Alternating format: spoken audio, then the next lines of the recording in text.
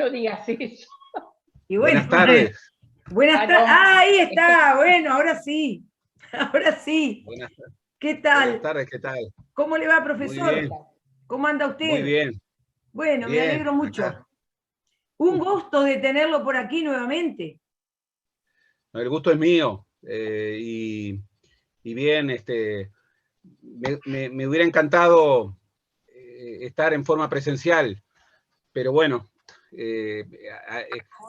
los miércoles me es imposible porque tengo compromisos, tenía clases, pero bueno, por Zoom funciona bien, así que nos adaptaremos. Nos adaptamos perfectamente.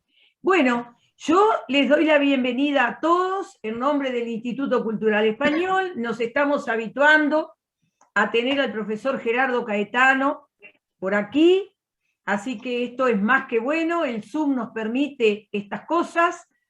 Les quiero decir que lo va a estar presentando nuestra compañera y amiga, la profesora Margarita Patrón.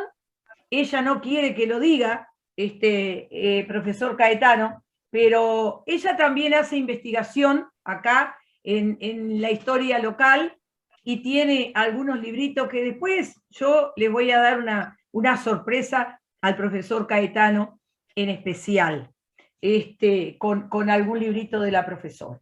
Y nosotros, además de darle la bienvenida, yo no voy a hacer una presentación del currículum del profesor Gerardo Caetano porque todos lo conocemos y porque queremos aprovechar al máximo el tiempo que tenemos con él para escucharlo y para ver ese intercambio, ese mano a mano que van a tener con, con nuestro...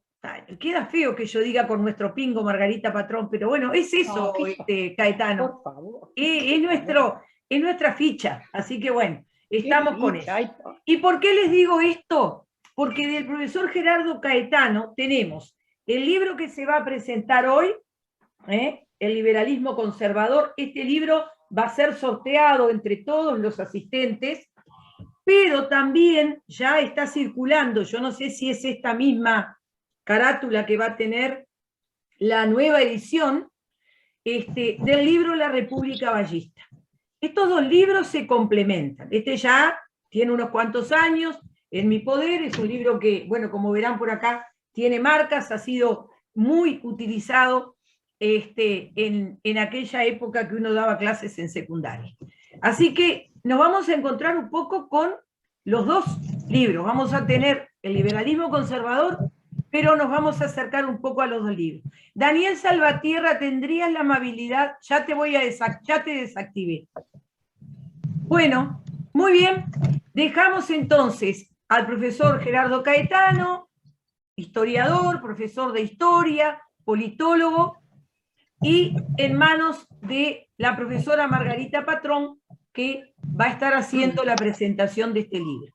Yo voy a compartir pantalla porque voy a acompañar algo de lo que va a ser la presentación con algo muy simple y muy breve que preparamos. Hay alguien que está de micrófono abierto y es Cacho Mariño, que viene en vehículo. Ahí ya te silencié, Cacho.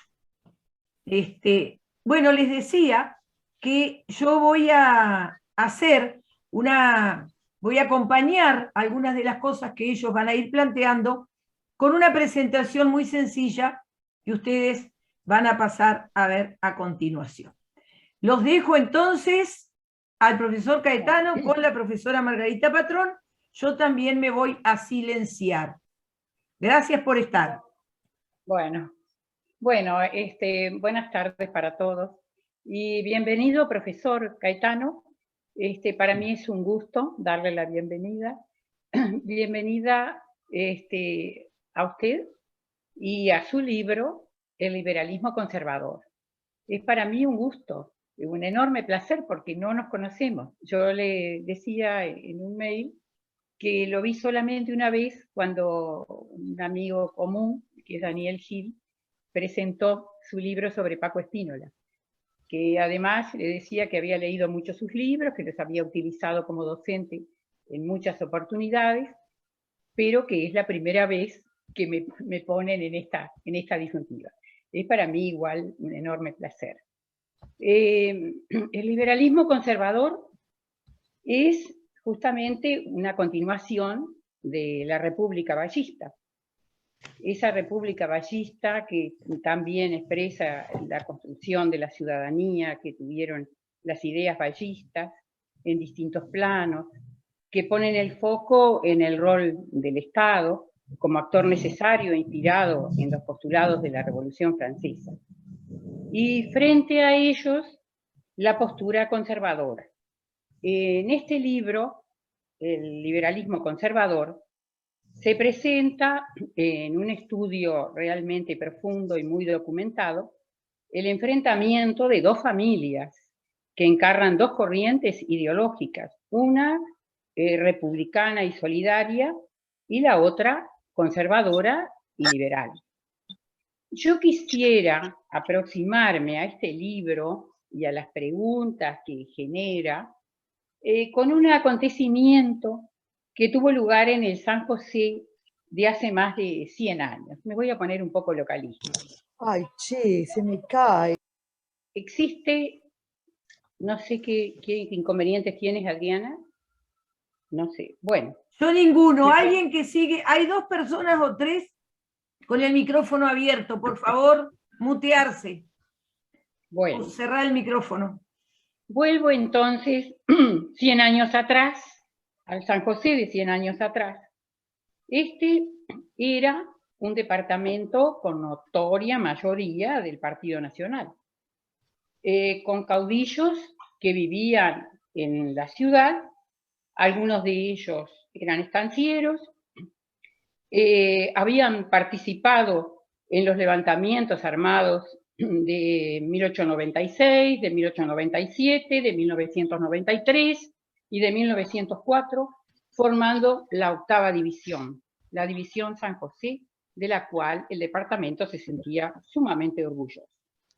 Además, estos blancos conocían a Luis Alberto de Herrera, lo conocían muy bien, no solo como compañero de armas, porque él había participado en las revoluciones, sino como el adolescente y el joven que venía frecuentemente a estos pagos a visitar a su tío, Alfredo de Herrera, hermano de su padre, que vivía frente a la Plaza 33. Con él, con Alfredo de Herrera, con su tío, hablaba siempre en francés, toda la vida hablaba en francés. Además, era muy mimado, diría yo, muy preferido de ese tío que no tenía hijos, y entonces era el joven que venía y que andaba con otros jóvenes de la época, que tenía realmente una relación sumamente interesante con San José. Esa era la realidad. Por eso no es casual que 5 maragatos le acompañaron, junto con Luis Alberto de Herrera, el desembarco de Diego Lamas, de los 22 de Lamas. Es decir, que había ya una relación, evidentemente, muy fuerte con algunas figuras del Partido Nacional. Entonces, ¿por qué me refiero a esto? Porque Valle, siendo presidente, no había estado en la ciudad de San José, nunca había estado en la ciudad de San José. Y en junio de 1919 anuncia su visita. ¿Cuál era la realidad en la ciudad? En la ciudad se leían generalmente, había 2 periódicos que eran notoriamente blancos, un periódico que tenía un tiraje muy importante que era católico, y había un periódico que se llamaba El Civismo, que era colorado, pero los que se leían más, evidentemente, eran el periódico del Pueblo y el periódico de los Principios, porque este pueblo, además de ser muy blanco, era católico, muy católico también.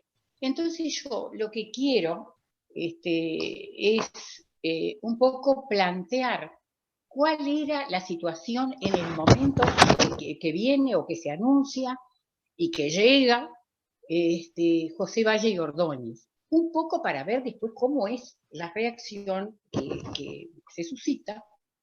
Y por supuesto, en base a eso le voy a hacer alguna pregunta, y después muchas más. No quiere decir que vaya a extenderme en algo, pero sí quiero plantear el escenario. Eso me gustaría que todos, hay muchos maragatos acá, lo vieran, ¿no? Lo analizaran. Entonces, las crónicas de esos periódicos son muy extensas. Yo, por supuesto, lo medular lo voy a sacar para ver de qué manera respondían esa población tan particular a la llegada de Valle. Por ejemplo, el diario Católico, que era Los Principios, que decía arriba, Dios, patria y libertad. Wow. Dice así: aun cuando el día sigue guardando silencio sobre la gira de Valle a San José, partidarios del súper preparan la recepción. Como no se conoce el programa, averiguamos. Se invita a los vallistas a formar columna en la esquina de 25 de Mayo y Yaguarón para recibir al corpulento huésped y su comitiva a las 10:30 de la mañana.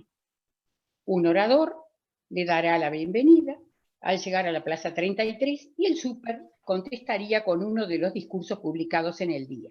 A las 2 de la tarde, asamblea en el Teatro Nacional con una serie de oradores que le llamarán a Valle cumbre, montaña, monumento, gigante, fenómeno piramidal, etc. Se dice que él pronunciará el ya célebre discurso de Minas a pedido del comité. ¿Qué dice el diario El Pueblo al respecto? El 22 del corriente mes y año, llueva o no, haya frío o calor, vendrá a esta ciudad Valle y Ordóñez en gira de propaganda política. El fenómeno, como le llaman sus mismos amigos de otras horas, visitará San José. Conferencia en el Nacional, se marchará al día siguiente para continuar su peregrinación. Nos debemos preguntar a qué viene al solar Maragato un hombre de la actuación y de las condiciones de Valle, adversario tenaz y cruel del nacionalismo, con el que se encuentra en deuda respecto a la libertad y al patriotismo. Luchador viene a luchar, negado por sus amigos, perseguido en el campo donde dominó como rey y señor, procura la revancha interesado en su predominio. Estos son los anuncios. Luego de la visita, se hace un extensísimo, bueno, las crónicas son sumamente extensas, pero yo lo que quiero es lo medular y nada más. Pero luego de la visita, a los principios dice, el fracaso absoluto de la recepción. En medio de una expectativa general, llegó Valle. Curiosidad y movimiento en las calles que debía recorrer. Lo justo es confesar que todas las miradas fueron para el súper. Él, arrogante, nervioso, grande, balanceándose compasadamente entre la muchedumbre, sobresalía casi medio metro sobre el resto de los mortales. Todos pudieron verlo, y él también pudo ver a todos. Había grupos en las esquinas, y el hombre miraba el montoncito que agitaba brazos, piernas y mandíbulas en incesante movimiento de multiplicación.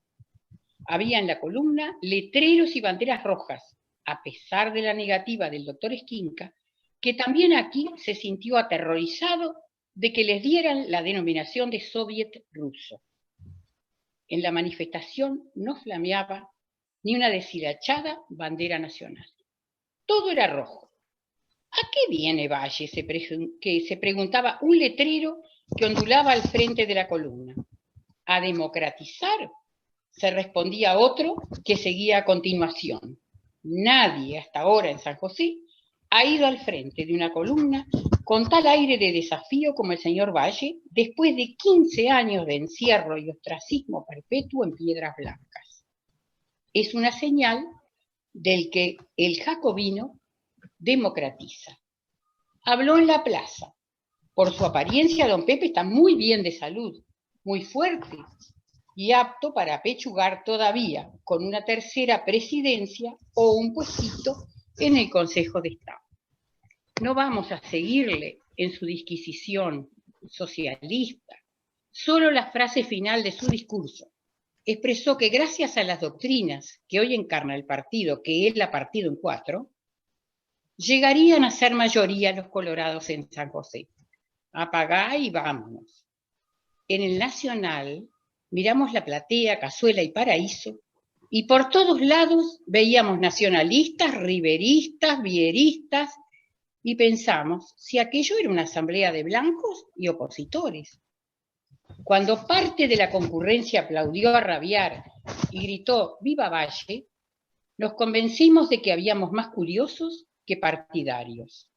Luego se paró trabajosamente Valle y se adelantó hacia las candilejas en medio del entusiasmo parciales. Previos cumplidos, el orador empieza preguntando, ¿seguimos a un hombre? Sí, sí, a Valle, contesta una voz, pero continúa el súper. No, seguimos a un manojo de ideas. Y en ese tenor pronuncia una perorata de un cuarto de hora, lenguaje vulgar, sin dotes oratorias, repitiéndose en cada frase, tartamudeando a lo colegial. Valle no nos dijo ninguna novedad. Tomó luego la palabra un joven Rodríguez Fabregat, que demostró condiciones de orador, y a continuación el doctor Esquinca, haciendo la apología del viajero. Terminó el acto. En la calle, el público se distribuyó en las esquinas, formándose una columna minúscula que por su escasez daba lástima. Bueno, profesor, las crónicas son elocuentes respecto al rechazo que genera Valle. Casi hay algo hasta emocional. Pregunto, ¿qué lectura puede hacer de este episodio en clave de las familias ideológicas que usted trata con tanta profundidad en su libro?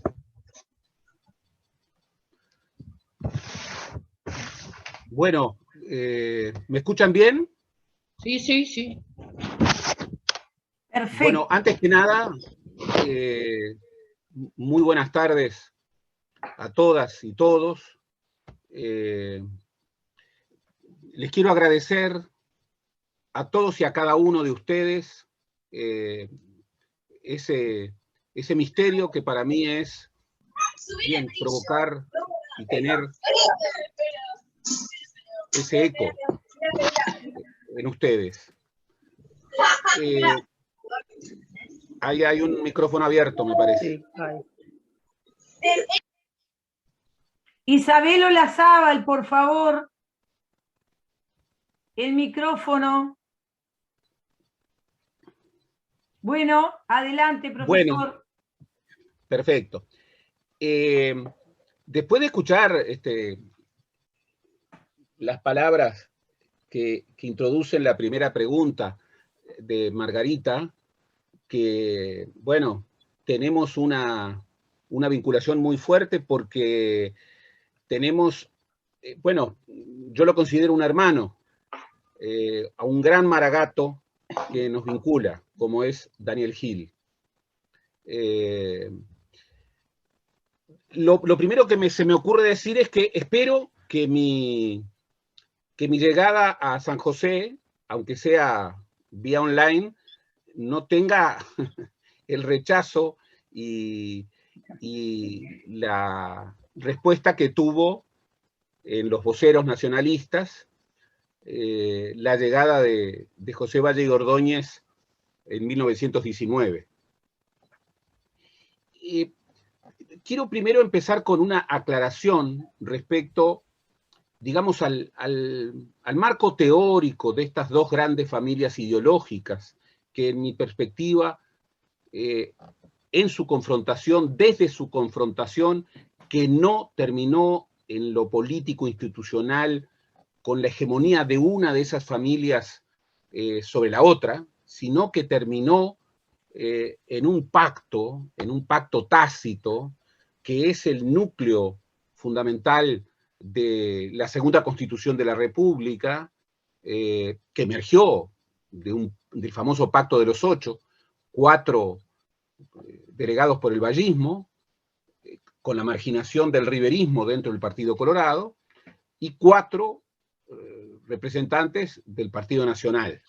Fue de esa comisión de los 8, de ese grupo, del que emergió el texto de la Constitución. Cuando hablamos de republicanismo y de republicanismo solidarista, del mismo modo que cuando hablamos de liberalismo conservador, que nadie se equivoque. Yo lo digo en forma reiterada en mi libro, pero a veces hay que reiterarlo una vez más. No estamos hablando del bien y del mal. La historia no es entre buenos y malos. No era que los liberales eran los buenos y los republicanos los malos, ni viceversa.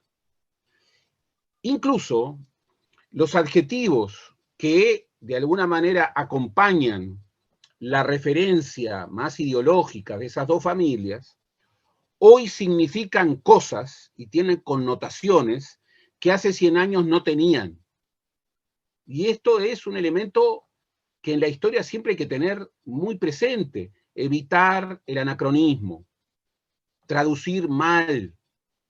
Las palabras tienen su historia y además la política es, entre otras cosas, lo que muchas veces transforma a las palabras en tanto posibilidades significantes en conceptos que son significaciones provisorias, delimitadas.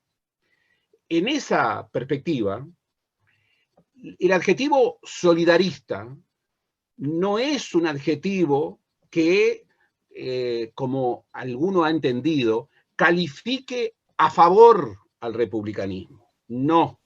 Incorpora un elemento que en la...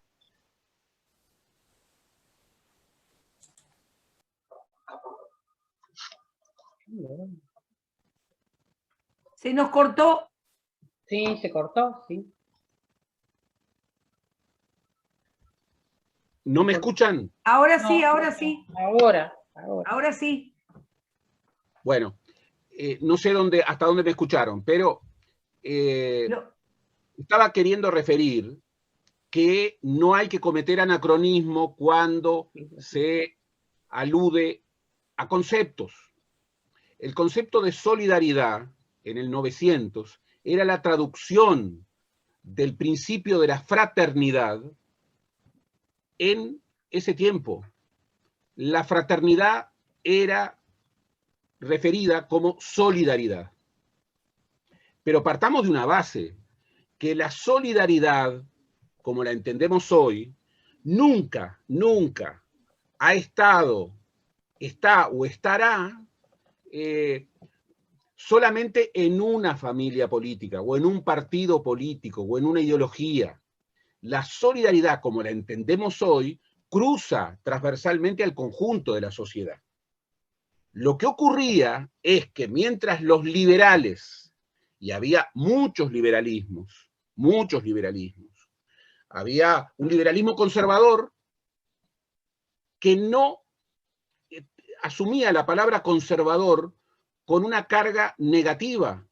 Por el contrario, refería a esa visión del liberalismo conservador, refiriendo justamente a la preeminencia que perfilaban respecto a la matriz inglesa del capitalismo anglosajón, con la relevancia fundamental de una figura como Edmund Burke, respecto a que ese liberalismo estaba en contra de la visión, entre comillas, progresista, que sobre todo tenía un anudamiento en la historia francesa. Cuando Luis Alberto de Herrera, en su primer libro doctrinario, que es un libro clave para entender al herrerismo de todos los tiempos, la Revolución Francesa y Sudamérica, hace una requisitoria respecto a la Revolución Francesa y, sobre todo, respecto a lo que él entiende que ha sido el plagio de América Latina respecto a la visión jacobina de la Revolución. En ese mismo instante reivindica la matriz anglosajona. Incluso reivindica a los sajones y a sus primos del continente. ¿Quién eran sus primos del continente? Alemania.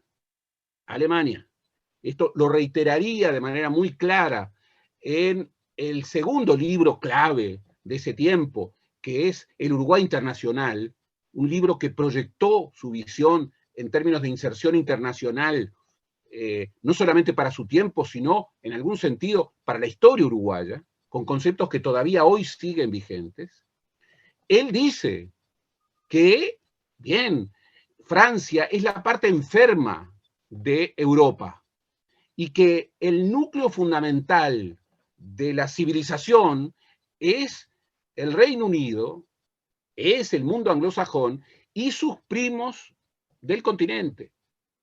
¿De quién estaba hablando? De Alemania. Por eso, a 2 años de la Primera Guerra Mundial, no extrañaría que Herrera tuviera una germanofilia sobria, no explícita muchas veces, pero clara, clara. En ese sentido, a pesar de que él hablaba muchos idiomas y en particular hablaba muy bien el inglés, él siempre dice que aprendió el Padre Nuestro en inglés en su casa y sabía hablar muchos otros idiomas, entre ellos francés. Advirtámoslo bien, la primera edición de la Revolución Francesa y Sudamérica es editada en París. Y la segunda edición de ese libro fundamental fue editada en francés. En 1912, la primera edición del Uruguay Internacional se publica también en París, pero se publica directamente en francés. Lo cual nos revela muchas cosas. Nos revela que aún aquellos que reivindicaban la matriz anglosajona sabían hablar francés. Y muchas veces leían a los autores anglosajones desde sus traducciones francesas.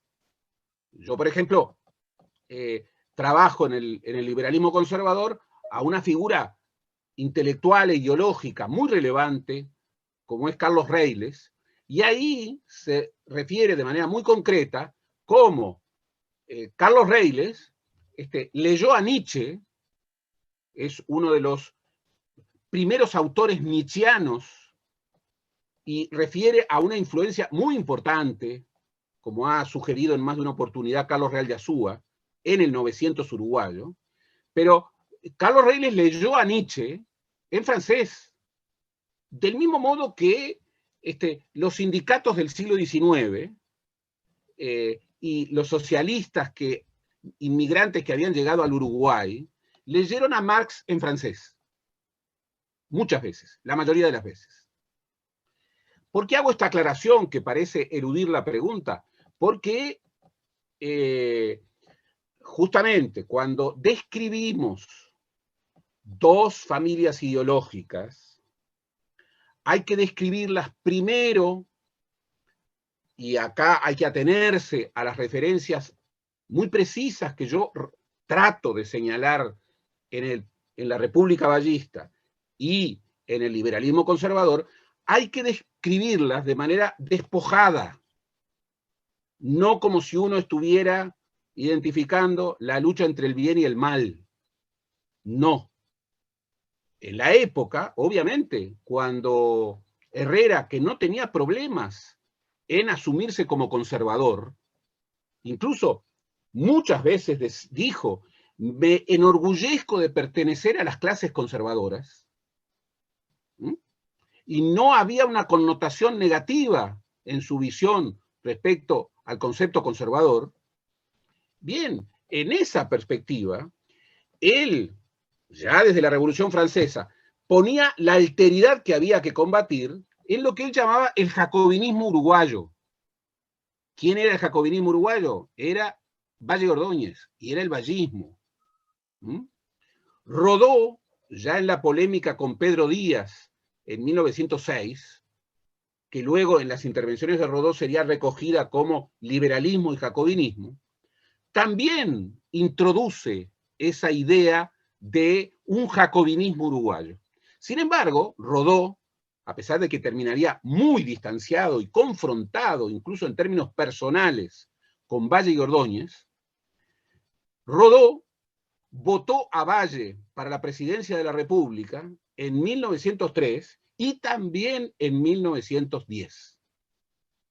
Incluso convocado por Ricardo J. Areco, un dirigente colorado, luego vallista, luego vierista, muy relevante, que había sido caudillo de 33 y que luego, bueno, tuvo una influencia muy importante en la política nacional.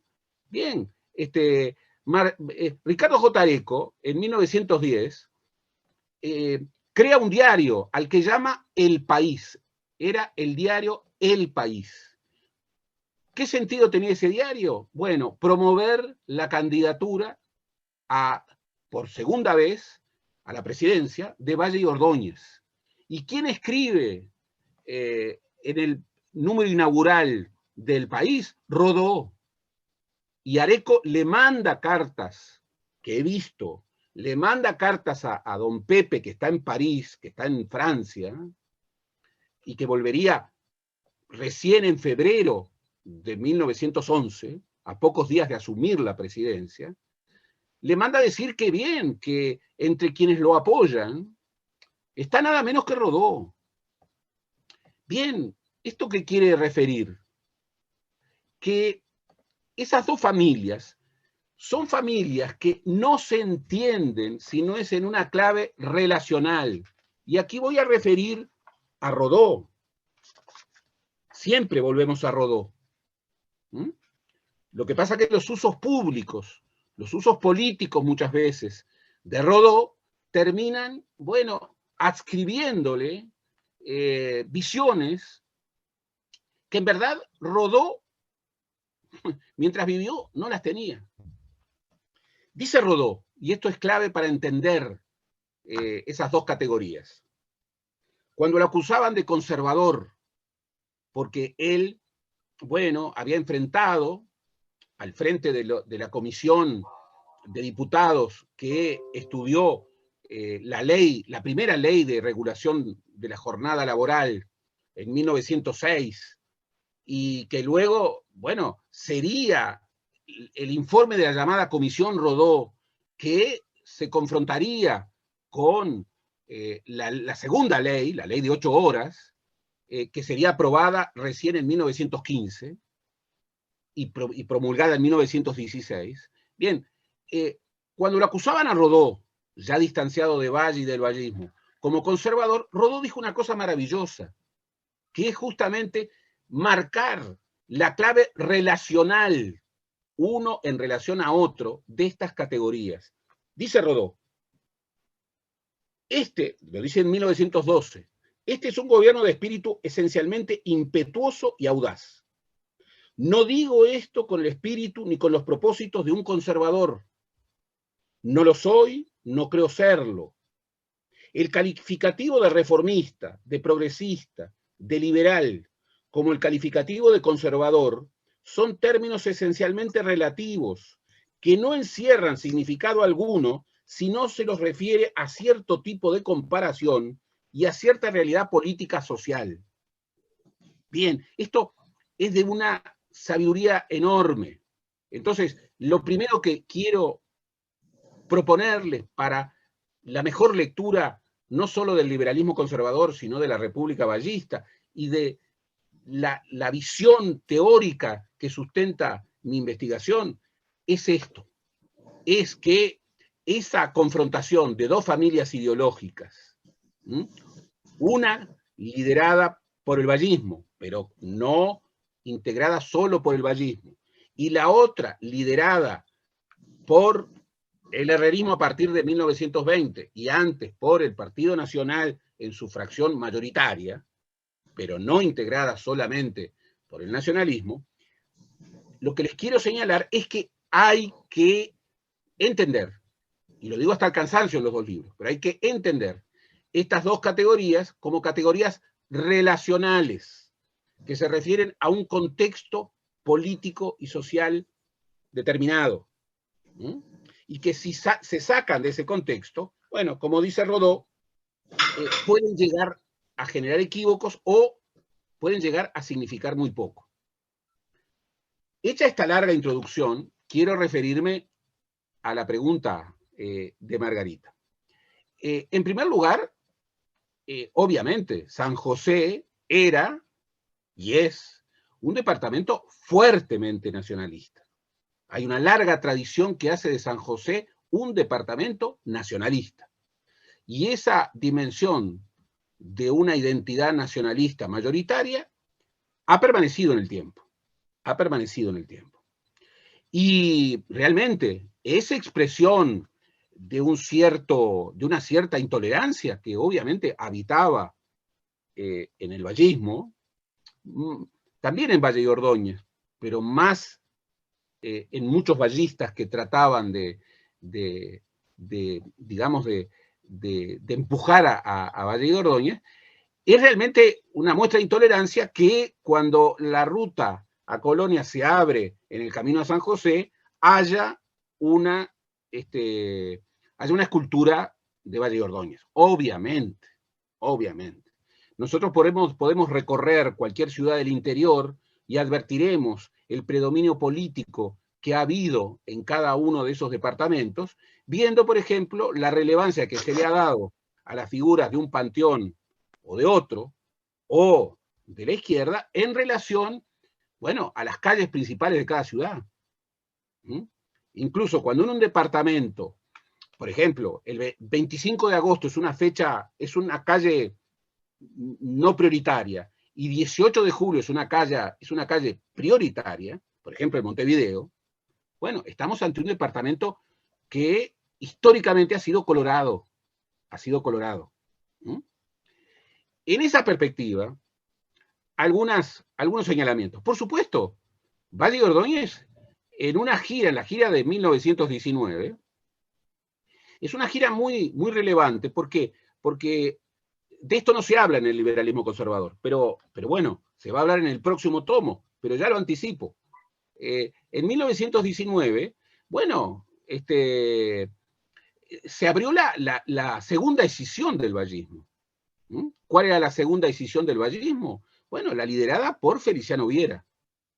Así como Pedro Manini Ríos, siendo desde su más tierna infancia, un niño mimado por Valle, que incluso lo vio como su delfín y en ese sentido lo nombró como ministro del Interior en 1911, y luego lo va a proclamar estando Manini en la celebración del centenario de las Cortes de Cádiz en 1912.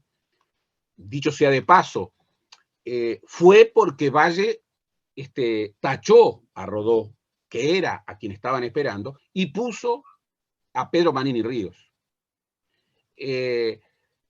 Milton Bayer ha dicho que cuando Pedro Manini, en el segundo semestre de 1912, es designado por Valle como candidato del Partido Colorado a la senaturía por Flores, un departamento también de tradición nacionalista, pero que en ese momento, obviamente, sin que imperara las garantías del sufragio, era una candidatura totalmente segura, a tal punto de que Manini no volvió ni siquiera a hacer campaña.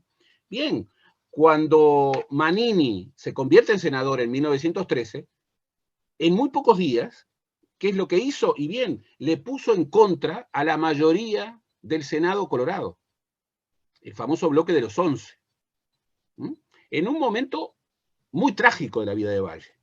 El 24 de enero de 1913 había muerto su hija, Ana Amalia, a los 18 años, de tuberculosis. La había llevado a Arasatí, un lugar que ustedes seguramente conocen, para ver si se podía reponer. No se repuso y ese fue un día trágico. En marzo, bueno, Manini, que era su operador político, bueno, le saca la mayoría parlamentaria al gobierno. Y por si fuera poco, a pocos meses viene un gran impacto de una crisis económico-financiera que, bueno, generó una situación muy difícil para el Uruguay. ¿Cómo respondió Valle? Y bueno, respondió como generalmente lo hacía, radicalizando sus reformas. Es por eso que Manini, cuando rompe con Valle, la pregunta fundamental que hace es, ¿somos socialistas o somos colorados? Y hay que responder esta pregunta de manera terminante y clara. Bien, ¿cómo le pondría a su partido, a su fracción?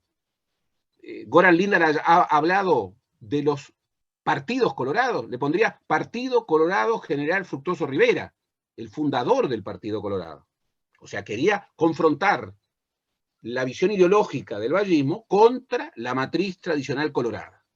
En 1919, después de terminar su presidencia y pasando a ser presidente del Consejo Nacional de Administración, con 4 integrantes que le respondían directamente a él, y no a Valle, a Feliciano Viera y no a Valle, con lo cual se iniciaba una época en donde el vallismo tendría muy confrontado la posibilidad de gobernar, incluso de cogobernar. ¿Por qué? Y porque el vierismo rompe con el vallismo y comienza a hacer acuerdos con el nacionalismo.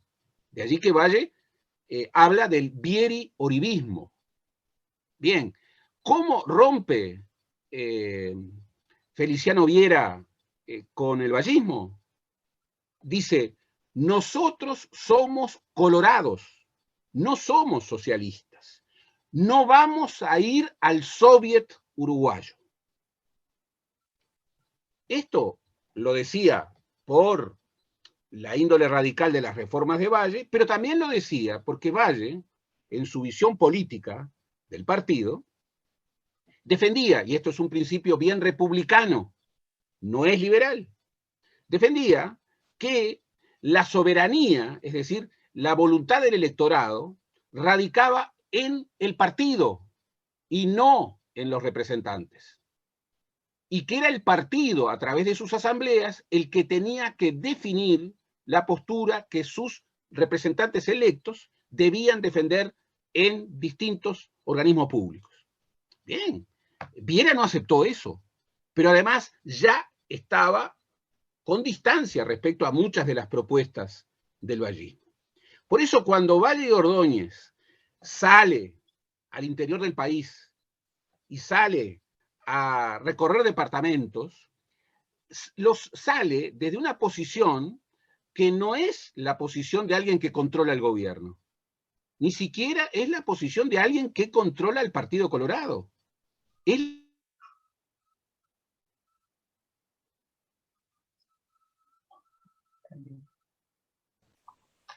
Se nos cortó, profesor, un poquito. Se cortó, sí.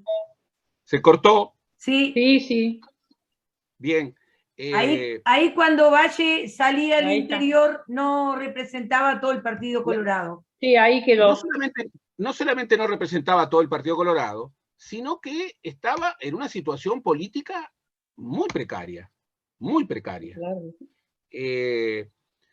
Valle y Ordóñez, y esto refiere a varias cosas que leyó Margarita de la prensa Maragata de 1919, Valle y Ordóñez era una figura realmente muy corpulenta, muy corpulenta. Su medio no era los actos públicos en la calle. ¿Por qué? Entre otras cosas porque tenía grandes dificultades para movilizarse en función de su corpulencia. Eso llevó a que generalmente los discursos de Valle en sus actos callejeros fueran muy breves, salvo alguna cosa muy excepcional, y que además, y está la referencia de cómo Valle le sacaba medio cuerpo a la gente, en realidad Valle no era tan alto, no le sacaba medio cuerpo a la gente. ¿Qué era lo que ocurría? Que Valle y Ordóñez, para movilizarse, tenía militantes forzudos en los cuales él se apoyaba y que lo llevaban porque le costaba mucho, digamos, movilizarse. Luego lo llevaban a un estrado y hablaba poco. su medio político más importante eran las asambleas, era la convención del Royal en Montevideo, que estaba justo atrás de lo que hoy está el Teatro Solís. En la convención del Royal, y esto también tiene que ver con otra referencia que leía Margarita, no había banderas uruguayas. Y no, hasta muy entrado, mientras Valle vivió, no se cantaba el himno nacional. ¿Por qué? Porque la bandera uruguaya, para los colorados de la época, era una bandera blanca. Lo que se entonaba, y esto también tenía lugar en los actos políticos del vallismo, se entonaba la marsellesa, que para los vallistas era el himno de la humanidad, era el himno universal. Y por otra parte, en los momentos de mayor euforia, se entonaba el himno a Garibaldi. ¿Eso quería decir que los vallistas y Valle y Ordóñez eran antipatriotas? No. Tenían una visión de nación distinta a la visión que tenían los nacionalistas. Su visión de nación, y esto lo explicó infinidad de veces, era la adhesión a una identidad nacional por adhesión a valores universales, que se identificaban con fechas universales. Por eso, la ley de feriados de octubre de 1919 es una ley que expresa muy claramente eso, porque, en primer lugar, seculariza las fiestas de origen religioso. Esa conversión insólita de la Navidad en el Día de la Familia, el Día de los Reyes en el Día de los Niños, y la inefable conversión de el 8 de diciembre, el Día de la Inmaculada Concepción de María, en el Día de las Playas. Pero también en esa ley incorpora como feriados nacionales propios del Uruguay el 1 de mayo, Día de los Trabajadores, el 2 de mayo, Día de España, el 25 de mayo, Día de América, el 4 de julio, Día de la Democracia, el 14 de julio, Día de la Humanidad, casi siempre la festividad más efusiva, y el 20 de septiembre, el Día del Libre Pensamiento, que también muchas veces se convertía en el Día de Italia, y también muchas veces se convertía en el Día de la Masonería. Esa visión de nación es una visión que está en el tuétano del vallismo y que de alguna manera continúa la visión colorada.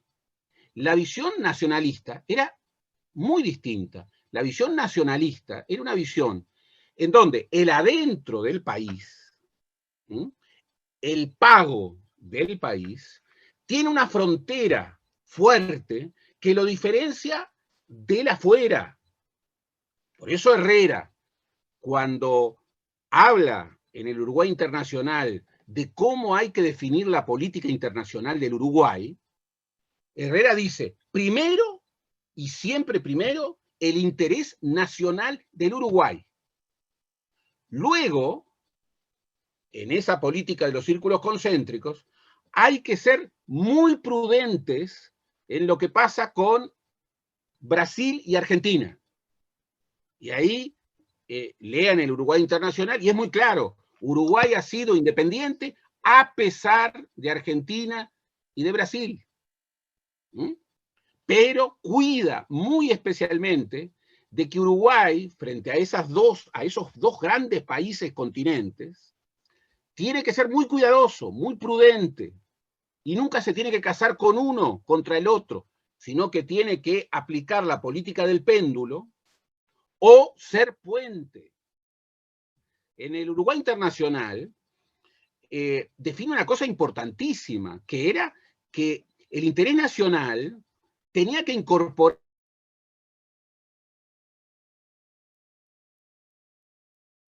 la costa oceánica, las aguas de la laguna Merín, las aguas del río Uruguay.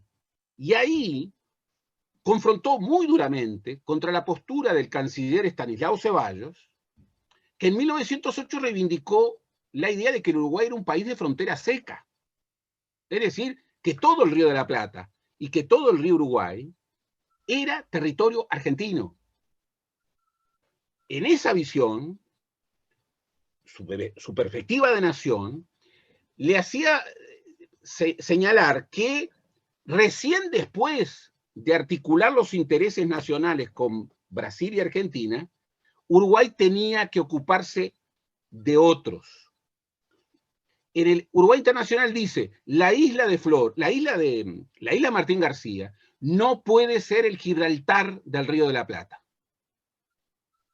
En la década de los 40, cuando enfrenta la posibilidad de instalación de bases norteamericanas en territorio uruguayo, en 1940 y en 1944, en plena Segunda Guerra Mundial, en pleno auge de la aliadofilia, bueno, Herrera proyecta más su idea y dice, Uruguay no puede ser el Gibraltar del Río de la Plata. Ya no era la isla Martín García, era el Uruguay, nunca un Gibraltar en el Río de la Plata. Eso confrontaba con la política internacional que defendía el vallismo y que defendía tradicionalmente el Partido Colorado, que era una política panamericanista, era una política claramente occidentalista, y era una política que de alguna manera, bueno, recelaba de visiones nacionalistas firmes. Por eso, que no hubiera bandera uruguaya y que Valle generara en un departamento blanco esa idea de que, bien, no defendía la patria, no debe ser motivo de misterio. La idea de que la mayoría de quienes lo fueron a recibir eran más curiosos que parciales, bueno, es muy creíble en San José. Valle era un hombre que despertaba muchas pasiones. Si algo no despertaba a Valle era indiferencia.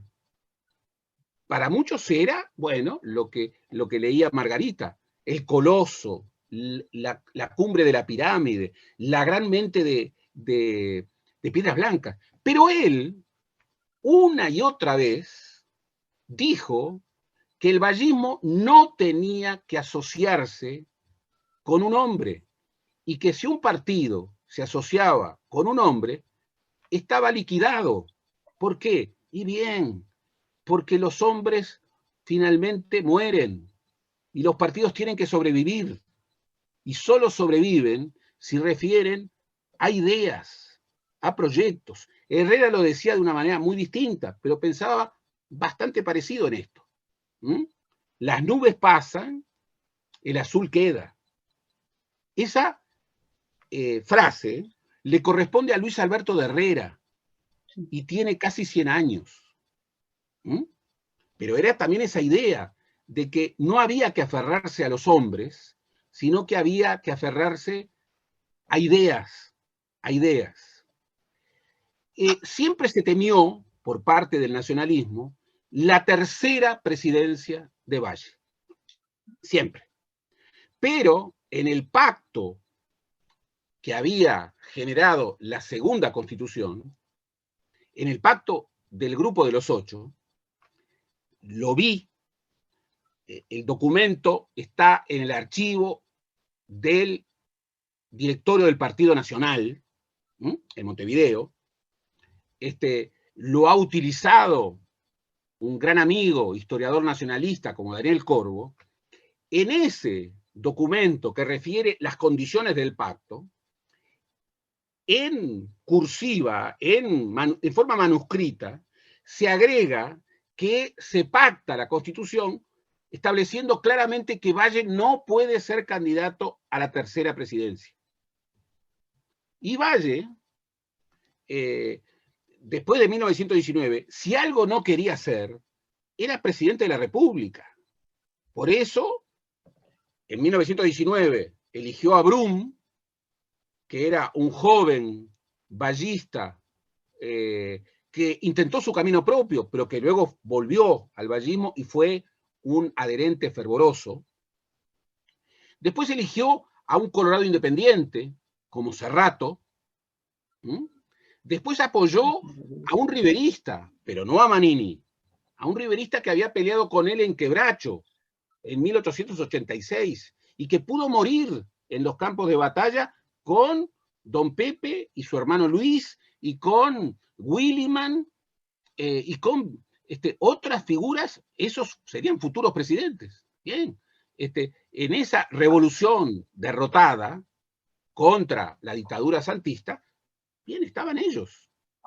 Y luego, ya en 1930, Valle no estuvo en la configuración de los acuerdos colorados, porque moriría en octubre de 1929.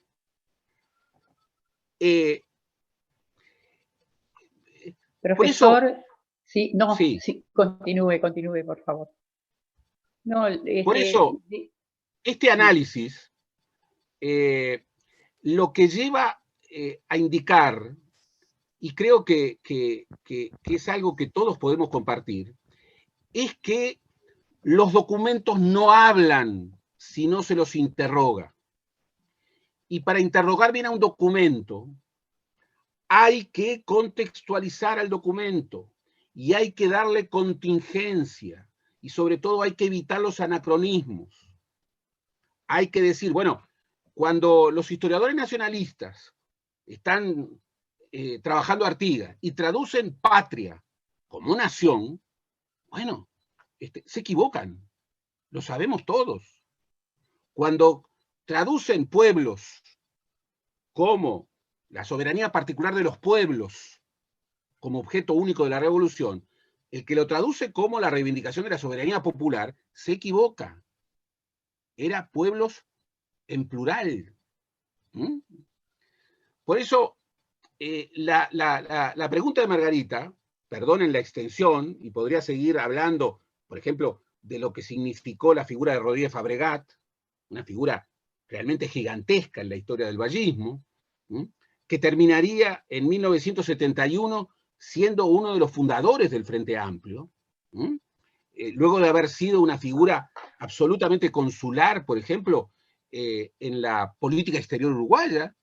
En Israel, fue un hombre clave en la consagración del Estado de Israel en 1948. En Israel hay muchas calles que se están nombradas como Rodríguez Fabregat, porque Rodríguez Fabregat fue muy importante en esa perspectiva. Bien, Rodríguez Fabregat ya estaba en 1919 en un discurso jovencito con Valle y Ordóñez.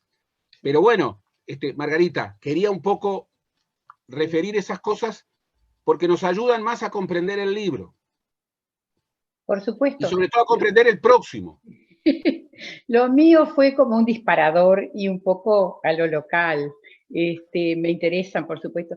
Dentro del libro hay una cantidad de historias personales que me llamaron la atención y que ayudan mucho a comprender la historia. Por ejemplo, a mí me llamó muchísimo la atención la postura a través de los años de Martín C. Martín.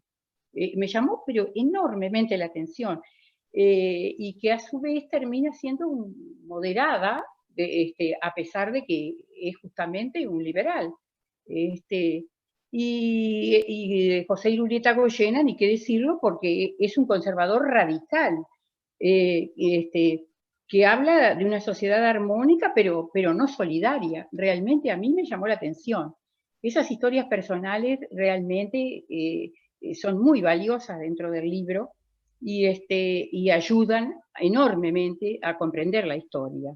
Me gustaría que de pronto hablara sobre alguna de ellas o la importancia que tuvieron, ¿no? Bueno, acá está Caviglia, que también en parte conocía relativamente su actuación y también me parece muy importante. Así que hay colorados, conservadores, blancos, radicales, que realmente son liberales. Y en ese caso, en el caso de Irureta Goyena, claro, llama la atención el radicalismo, profesor, eso es indudable. Me gustaría que se detuviera en esas figuras. Claro que sí. Margarita ha identificado un objetivo muy fuerte que yo tuve en este libro, y que incluso, si bien siempre lo he tenido, nunca lo he tenido tanto como en este libro. Es ese cruce, a mi juicio indispensable, entre las historias personales y las historias más colectivas. Yo creo que no hay nada más persuasivo que hablar de lo concreto, y hablar de una historia de vida es hablar de algo muy concreto. Por ejemplo, Martín C. Martínez.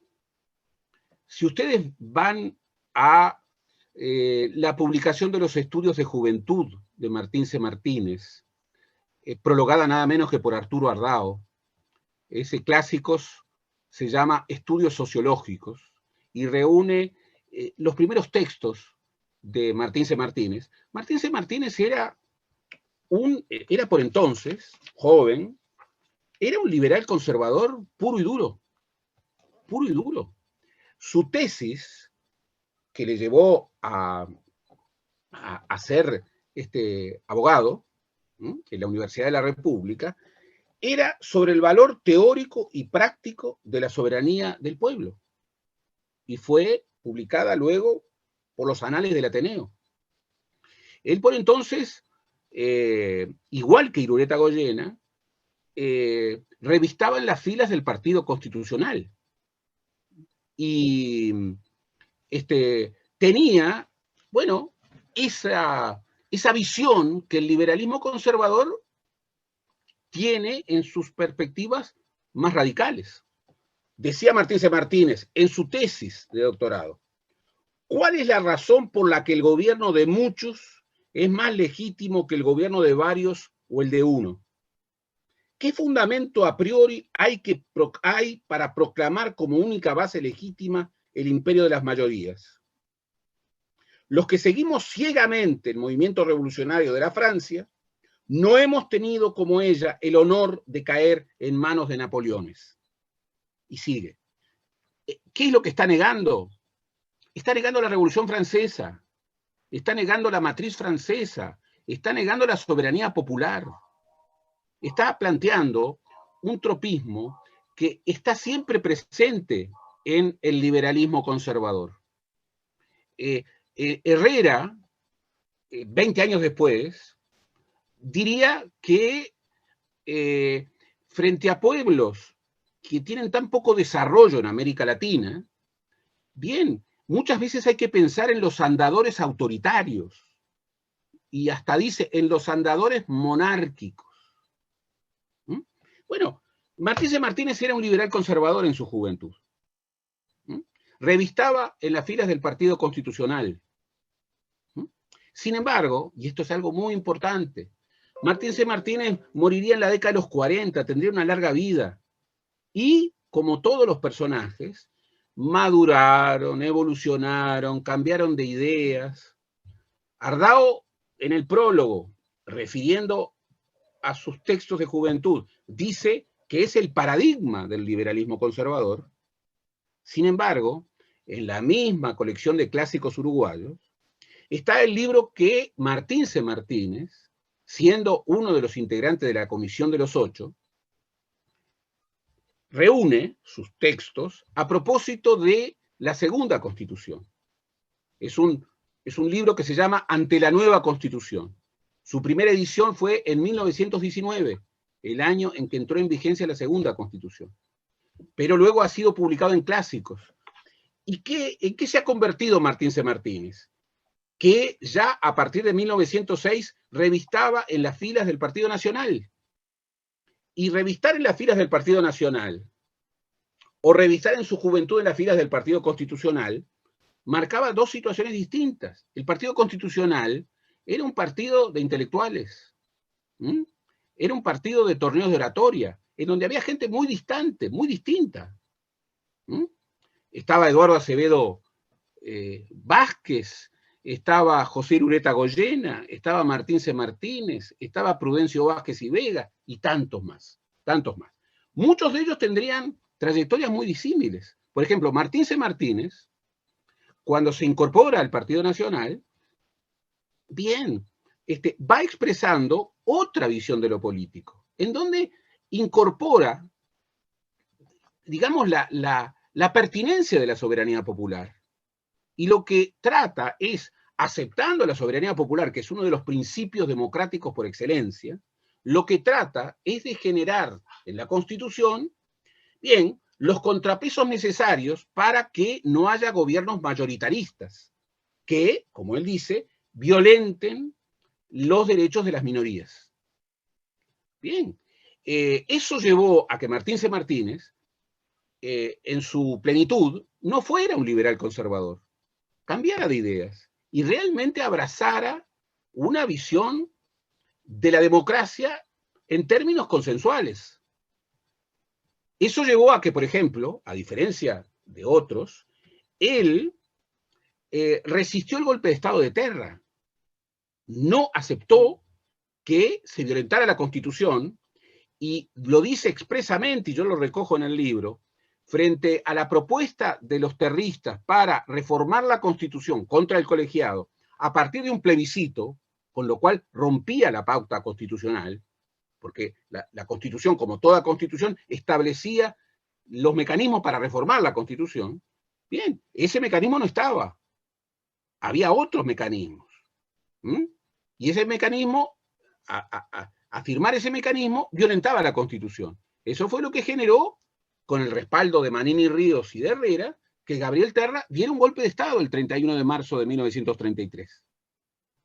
Y ese golpe de Estado siguió siendo una marca, aun cuando Terra, luego, convocara elecciones de constituyentes, convocara elecciones legislativas, construyera una nueva constitución a partir digamos, de una nueva convención nacional constituyente. ¿Por qué? Porque sus opositores, los llamados vallistas netos, o los llamados nacionalistas independientes, antiherreristas, se abstuvieron,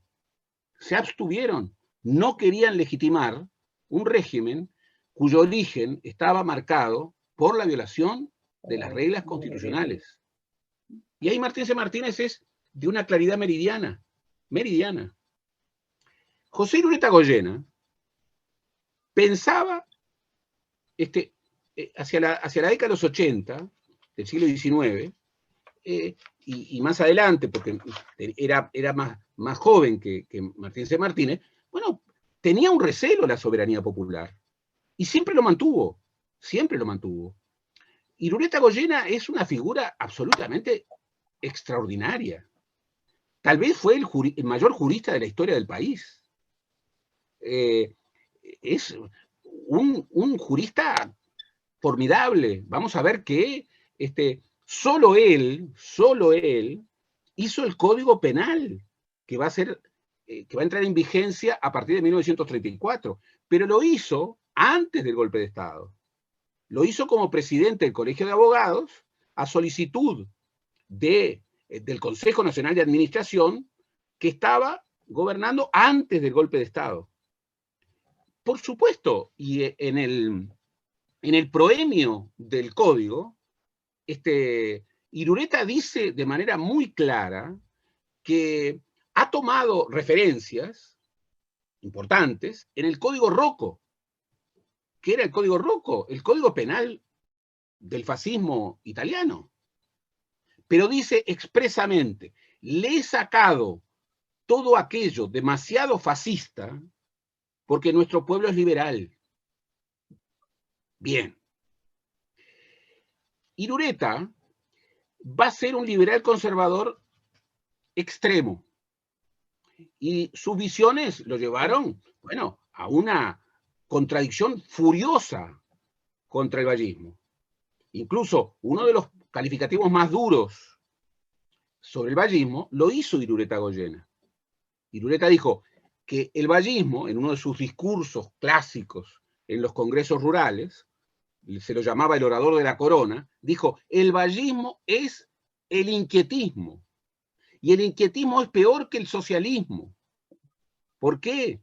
Porque el socialismo persigue una quimera, pero si llegara a esa utopía, se quedaría allí. El inquietismo rema contra el reposo, y por eso es mucho más peligroso, porque, y termina su discurso así, es como el mal del San Vito aplicado a la conducta del Capitolio.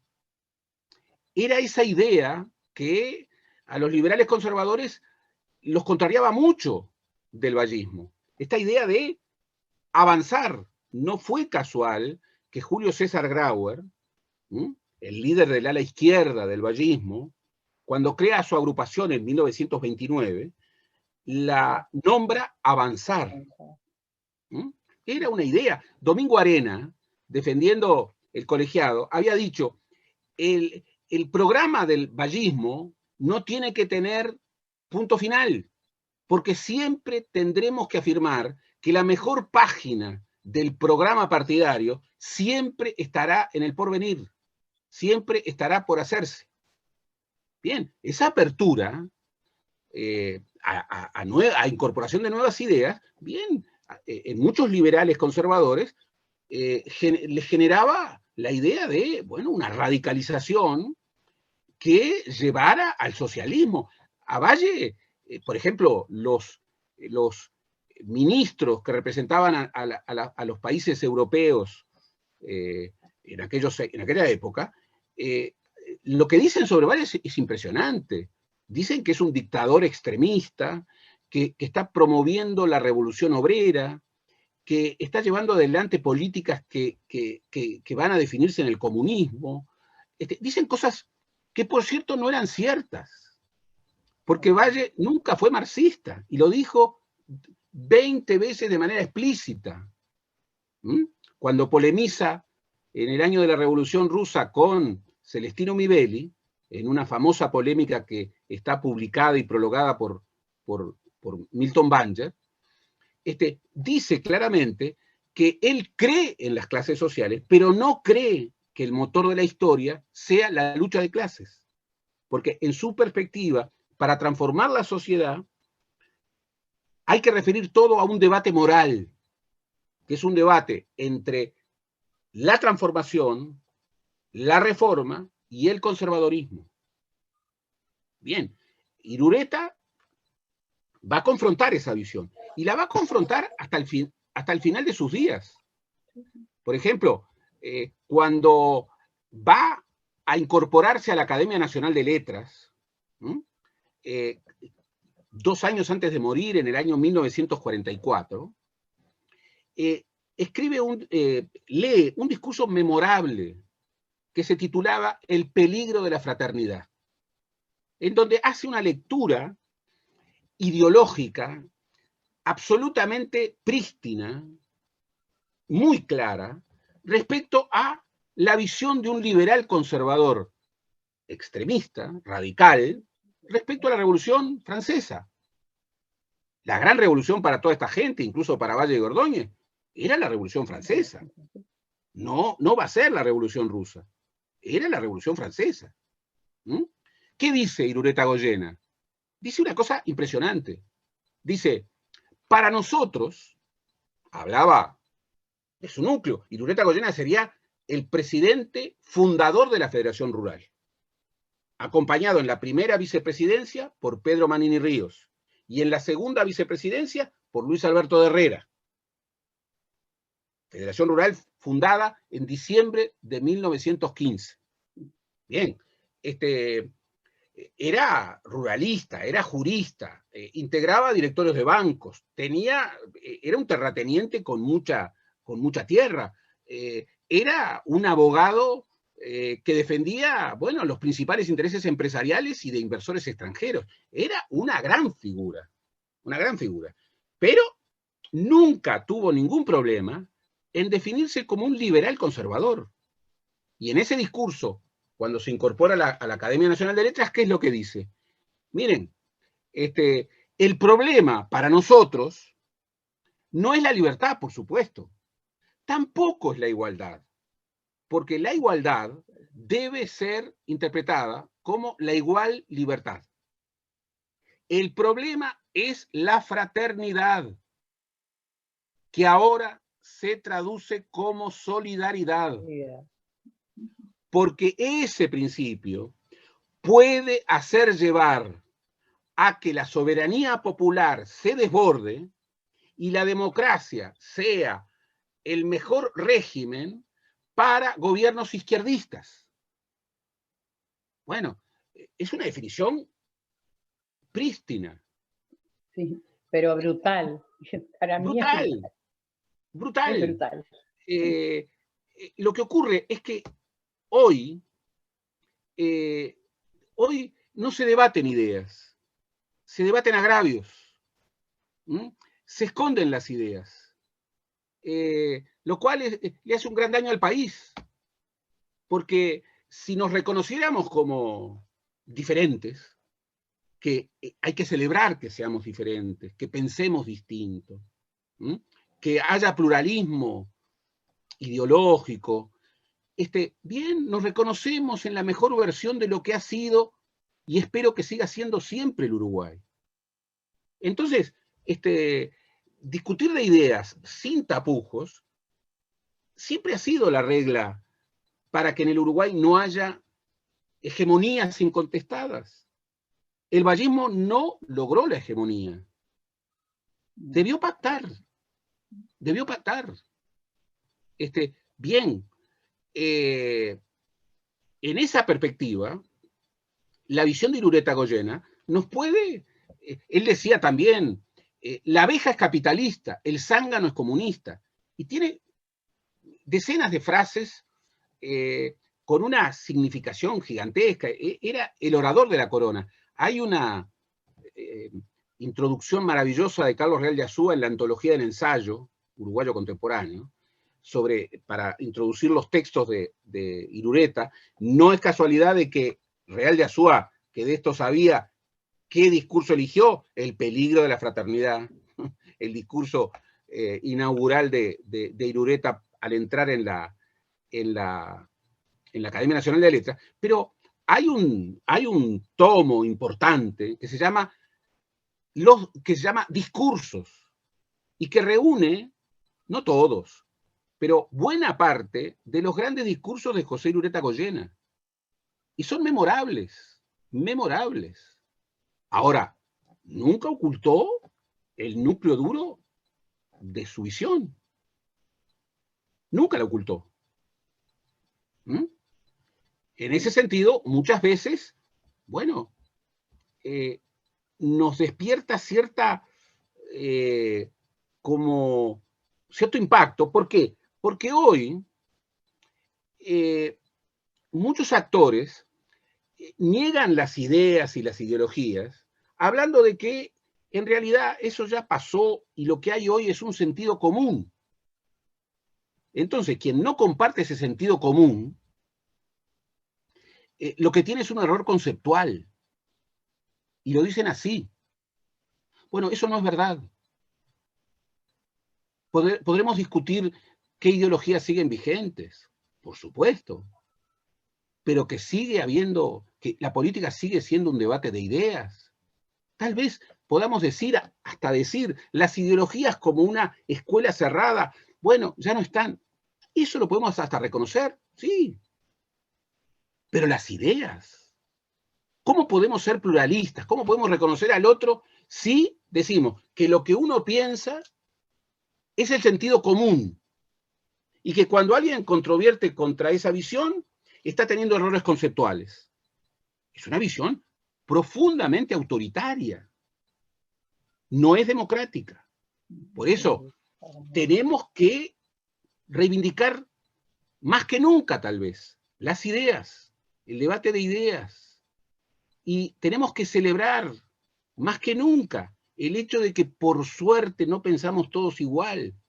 Y eso no nos hace enemigos. En una democracia no hay guerra, no hay la lógica de amigo-enemigo, hay adversarios. Hay adversarios y hay que debatir, que eso me parece fundamental en este momento, profesor, porque es así. Claro que sí, claro que sí. Estoy totalmente de acuerdo. Ahora, ha tratado también personajes intelectuales, por ejemplo, el caso Reiles, que es un caso muy especial, increíble, insólito, pero muy especial. Es un intelectual y sin embargo tiene una postura que a veces, no sé, desorienta. Y también ha profundizado en el caso Manini, en el Pedro Manini Ríos, y ese estar en la política y de golpe desaparecer y efectuar o estar en un momento tan importante, posiblemente aspirando a ser presidente de la República, como dice, y después desvanecerse, porque realmente fue lo que le sucedió. Es realmente muy especial, ¿no? El tratamiento que hace de esos personajes, ¿no? Los descubre, los acerca. Por eso el libro es recomendable en ese aspecto, que al tratar a los personajes tiene un llamador, tiene algo importantísimo que atrae al lector, que atrapa al lector, que eso es lo que me gusta del libro, lo recomiendo, por supuesto, ¿no? El caso de Reiles y el caso Manini realmente con un signo de interrogación. Bueno, la verdad, Margarita, que me alegra mucho esa lectura, porque esa lectura es el objetivo que tuve. Justamente, por ejemplo, si ustedes leen el libro, van a ver que tal vez muchas de las cosas más importantes del libro no están en el texto, sino que están en las citas. Sí, hay cerca de 800 citas, y algunas son citas muy largas, pero allí hay tesoros. Impresionante la cita, profesor, impresionante. Bueno, allí hay tesoros. Sí, claro que sí, ¿cómo no? Para mí, me gusta esa manera, porque es como que el libro se convierte en una urdimbre. Son varios libros. Ese libro contiene varios libros, más a través de la cita, sin duda. Sí, bueno, eso lo que sucede es que se tienen que acostumbrar los lectores a leer las citas, y eso es lo que a veces se dificulta, pero como atrapa el personaje, es muy importante porque puede llevar justamente a eso que a veces cuesta, ¿no? Claro, los que no son historiadores, claro. Pero por lo menos, yo tuve que pelear, por ejemplo, a las editoriales no les gusta, y en esto tengo que agradecer muchísimo a esta editorial maravillosa, que es Banda Oriental en sus 60 años. Pero a las editoriales, como hoy es complicado vender libros, quieren una letra más chica y quieren las citas al final. ¿Por qué? Porque eso hace los libros menos voluminosos. Bien, yo peleé mucho para que el tipo de letra fuera mínimamente amable y para que las citas estuvieran al pie. A pie de página. ¿Por qué? Y porque yo quería y de alguna manera propongo que la lectura sea esa exploración de urdimbres, sin las cuales hay temas que no se entienden. Tomemos a Reiles. Sí. Carlos Reiles es una figura novelesca. Es una figura novelesca, realmente. Carlos Reiles era hijo de un padre muy poderoso, muy potente, que se llamaba también Carlos Reiles, pero tenía como segundo nombre Genaro, Carlos Genaro Reiles. Claro.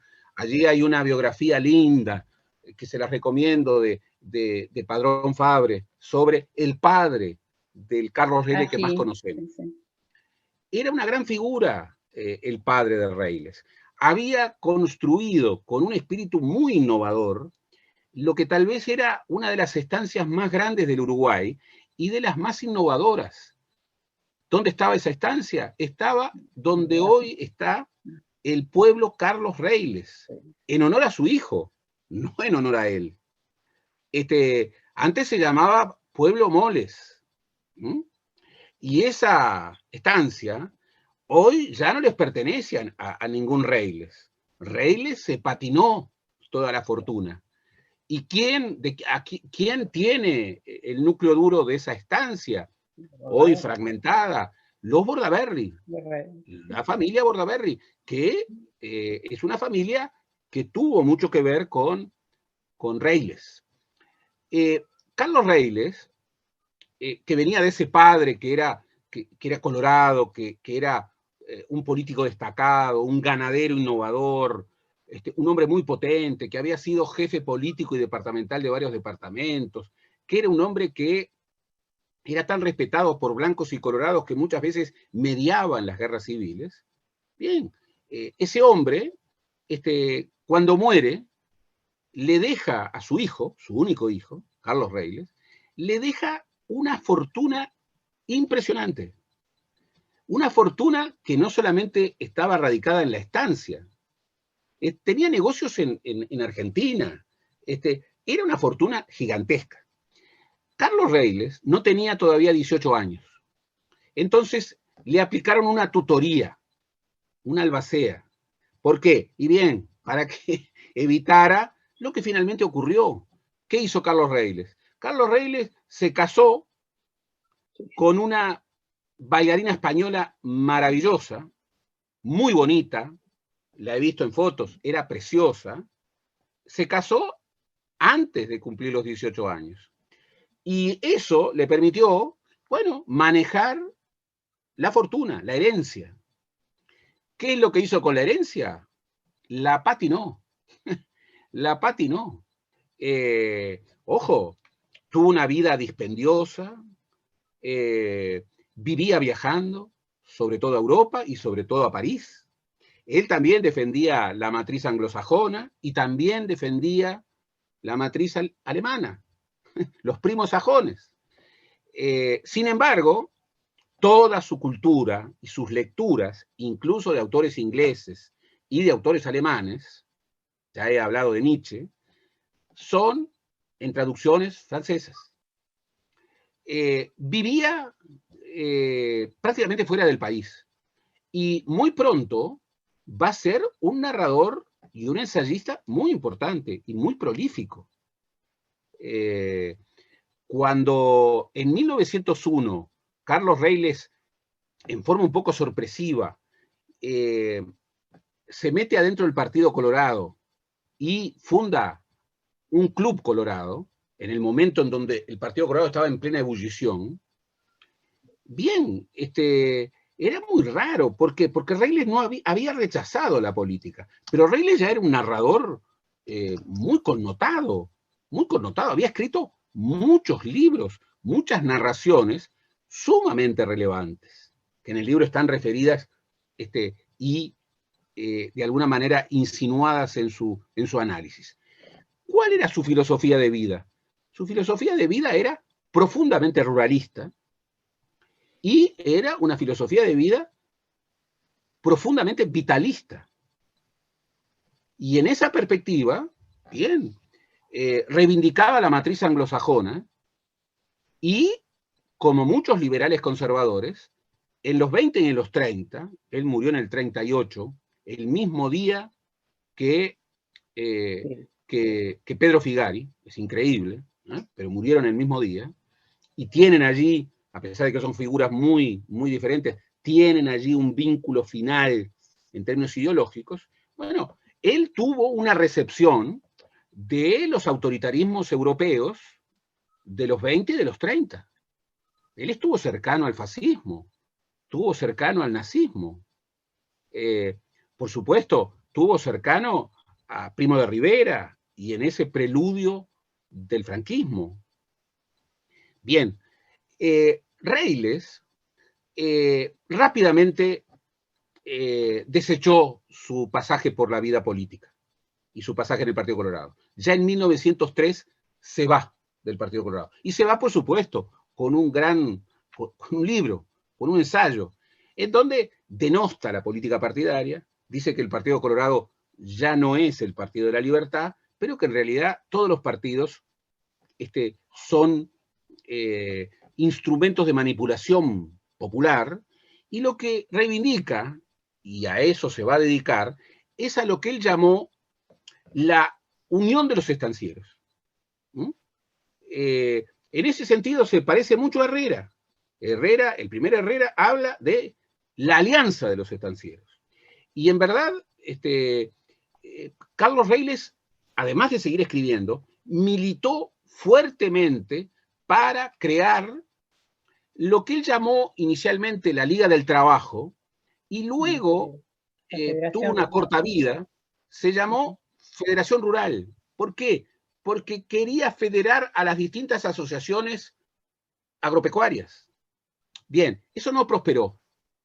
Pero cuando se funda la Federación Rural, en diciembre de 1915, bueno, Carlos Reyles está en el estrado. Es como, a pesar de que todavía es un hombre relativamente joven, muy apuesto, cuidaba mucho su aspecto personal, dicen, pero esto es aparte, que tenía un éxito aproximadamente de... Se coló un audio. Sigan, sí. Sí. Dicen que tenía un gran éxito con las mujeres, que era un hombre muy fascinante. En 1915, cuando se inaugura la Federación Rural, ocurre algo muy interesante. Imagínense ustedes, 28 de diciembre de 1915. En la Asociación Rural de Montevideo. Allí en el estrado de la asamblea estaban, bueno, Carlos Reyles y José Irureta Goyena. ¿Y quién estaba en el público? Estaba Baltasar Brum, que por entonces era ministro del Interior de Feliciano Viera, y que 3 años después sería el presidente, 3 años y medio después, sería el presidente, el primer presidente de la Segunda Constitución. Bien, ¿qué estaba haciendo en el Congreso de la Federación Rural? Lo que estaba haciendo era pugnando porque se le reconociera la potestad de voto a representantes de chacareros, de Canelones, chacareros canarios, para que pudieran votar en el Congreso Fundacional de la Federación Rural. Y obviamente los ganaderos no querían eso. Pero ahí hay una primera idea muy importante. El vallismo pugnó por tener a una red ruralista afín. Y primero fundó, unos meses antes, la Comisión Nacional de Fomento Rural, en cuyo congreso fundacional, el 15 de agosto de 1915, está el entonces presidente Feliciano Viera. Bien, pero luego intentó que la Federación Rural, que se iba a crear en diciembre de 1915, no emergiera, como emergió, con un signo fuertemente antiballista. Entonces, Brum fue y tuvo un conato de discusión con Irureta Goyena. Irureta Goyena incluso baja del estrado y comienza a debatir con Brum. Y en determinado momento, Brum se cansa y dice: me voy, ya verán latifundistas, ya verán. Y empieza a irse del Congreso, un escándalo. Y desde el estrado, Carlos Reyles le grita: imbécil. ¿Qué es lo que hace Brum? Que era un pasional. Bueno, arremete contra el estrado, arremete contra el estrado. Y Reyles, que también era un pasional, salta al estrado y estuvieron a pocos metros de enfrentarse físicamente. Bien, ¿cómo terminó el conato? Bueno, al ministro del Interior, Baltasar Brum, lo sacaron de los fundillos. Y él gritaba, mientras lo estaban sacando: ya verán, latifundistas, ya verán. Cuando salió Brum, lo primero que hizo fue retar a duelo a Carlos Reyles. Otras historias que también aparecen en el libro. Los duelos. Retó a duelo a Carlos Reyles. Y Carlos Reyles, por supuesto, que lo aceptó de inmediato. De inmediato. ¿Saben a quién nombró como padrinos Carlos Reyles? Nombró a José Enrique Rodó y a Luis Alberto de Herrera. Pavadita de padrinos. Y como solía ocurrir, bueno, los padrinos se reunieron en el círculo militar, no se pusieron de acuerdo en las armas para dirimir el pleito en el terreno del honor, y sin reconciliarse no hubo duelo. Bien, muchos duelos se pactaban. Brum, en la década de los 20 tendría un duelo, nada menos que retaría a duelo al general Ruprecht. Hay que retar a duelo a pistola a un general. Bien, Brum fue, y en ese duelo, cuando golpean las manos, Brum no dispara, se queda quieto. Entonces, el general ni siquiera enfocó el arma. Cuando hubo el segundo golpe de manos, Brum hizo lo mismo. Y ahí el general lo que hizo fue tirar un tiro hacia arriba y tirar el arma. Y ahí terminó el duelo. Bueno, muchas veces pasaba eso. Reyles, después de ese sonado episodio, se volvió a ir a Europa y viajó. Tuvo una vida muy ostentosa, siguió escribiendo.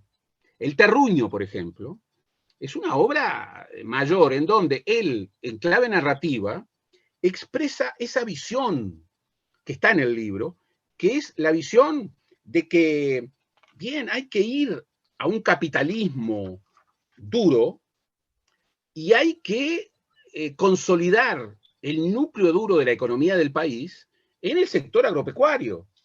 Incluso Reyles, y esto está en el libro, se lo voy a leer, Reyles decía, la energía yanqui, y él a diferencia de Rodó, exaltaba a los Estados Unidos. Esto también lo diferenciaba de Herrera. Herrera todavía no era un anti-yanqui, pero tenía ciertos recelos. Era mucho más pro-británico que pro-yanqui. En cambio, Reyles era un adherente enfático a la emergencia de los Estados Unidos. Y miren lo que dice Reyles en 1908. La energía yanqui, el alma yanqui, no es la obra de los Washington, ni de los Lincoln, sino es la obra de los Vanderbilts, de Morgan, de los Rockefellers. Entre nosotros, no solo la prosperidad, sino también la cultura, saldrá del vientre fecundo de la campaña. Y luego, en 1916, previo a las elecciones decisivas del 30 de julio, Reilly lo dice de manera clara, en una requisitoria contra el vallismo. Dice, el socialismo de Estado es la parálisis general de las democracias. El mal, si toma cuerpo, no tiene cura y lleva a las naciones a los manicomios o a los cementerios de la historia, corriendo desatentadamente tras los fuegos fatuos del idealismo social. Bien, este es el núcleo de la reflexión del liberal conservador duro que era Carlos Reyles. Claro, Carlos Reyles luego, digamos, disfrutaría de la vida, tendría que vender su estancia del Paraíso que había heredado, tendría que vender todas las estancias que tenía en la Argentina y tendría que vender todos sus bienes, incluso tenía varias casas en Montevideo. Y llegó un momento, a comienzos de la década de los 30, en que Reyles, que lo había perdido todo, no tenía con qué vivir. Y allí, bien, Gabriel Terra, que ya era presidente, impulsó la creación de una mesa de conferencias en la universidad. La universidad todavía estaba unida con secundaria. Bien, y justamente en ese momento Carlos Bá Ferreira, por motivos de salud, había renunciado a su conferencia, a su cátedra tradicional de conferencias. Bueno, todos trabajaron para que Reyles, cuando digo todos sus amigos y los amigos de Terra, Trabajaron para que Reyles aterrizara en la cátedra que había sido de Baffarreira. ¿Qué hizo Baffarreira? Que obviamente estaba enfrentado con esas ideas. Bueno, sacó la renuncia y volvió. Reyles le escribió una carta abierta, pública, tremenda, tremenda, carta abierta a Carlos Baffarreira, tremenda. Pero, ¿cómo lograron que Carlos Reyles pudiera sobrevivir? Y bueno, le crearon otra cátedra. Y luego, ya con el gobierno de la dictadura terrista, ya después del golpe de Estado, Terra lo nombraría presidente del Sodre, lo cual es una paradoja gigantesca. Aquel que había rechazado abiertamente al Estado y que había dicho las peores cosas de los funcionarios públicos y que había dicho que la ampliación del Estado era la ruina, terminó siendo funcionario público. Y terminó siendo funcionario público a partir de una ayuda clientelar de quien era su amigo personal, Gabriel Terra, antes y después del golpe de Estado del 33.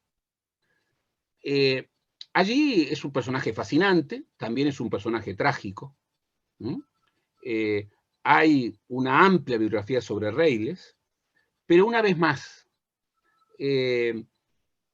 Reyles murió en 1938, el mismo día que Pedro Figari, como les he dicho.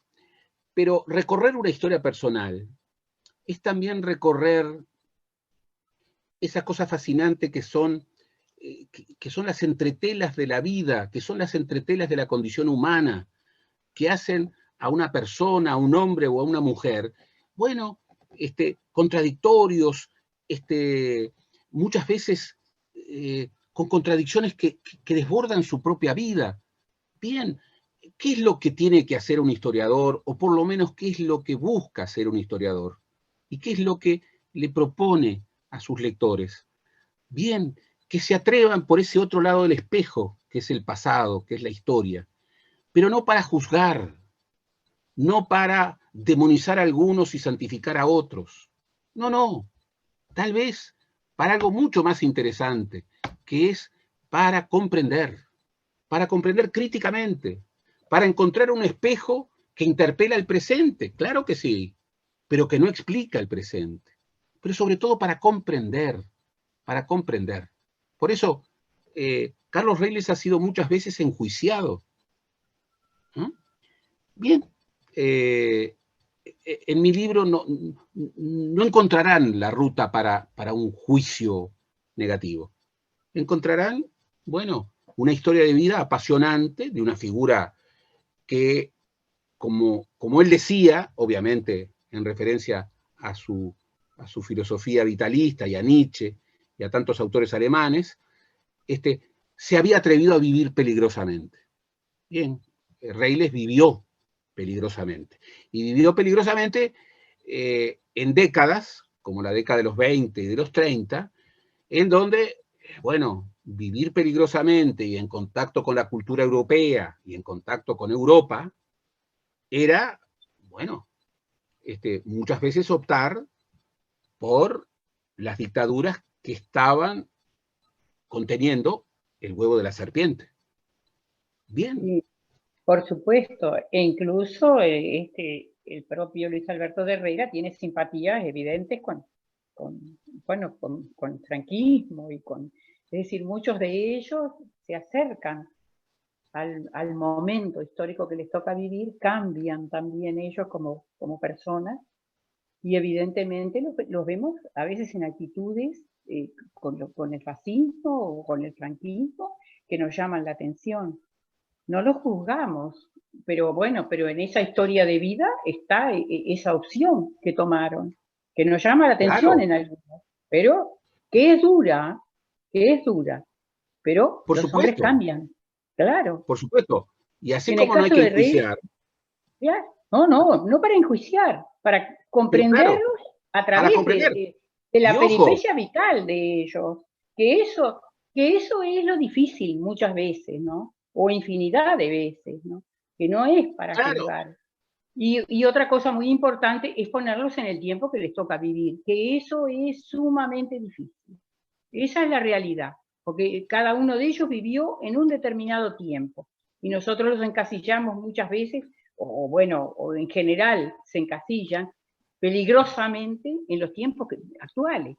No, y ese es el error que se comete frecuentemente con las figuras públicas y las que no son tanto, y las locales, y todo, por todos lados, ¿no? Pero eso es lo que tiene de importante este libro.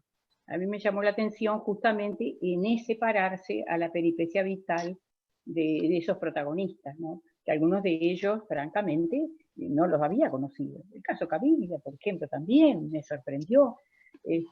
Por eso recomiendo la lectura. La lectura puede ser apasionante, realmente, de esa figura. Bueno, es una lectura que de verdad que me alegra, me complace. Yo he insistido mucho en que yo no soy un historiador de tribu. Yo no escribo, y mucho menos doy clase, y no quiero convencer a nadie de mis ideas. Yo escribo para todos, para todos. Lo que pasa es que, como hacemos los historiadores, con las reglas del oficio, con muchos documentos y con muchas preguntas. Yo, por supuesto, que Manini Ríos, Pedro Manini Ríos y Luis Alberto de Herrera hayan terminado, digamos, en los 20 y en los 30, con adhesiones muy enfáticas al fascismo italiano, a las dictaduras españolas, sobre todo al franquismo, y aún al nazismo.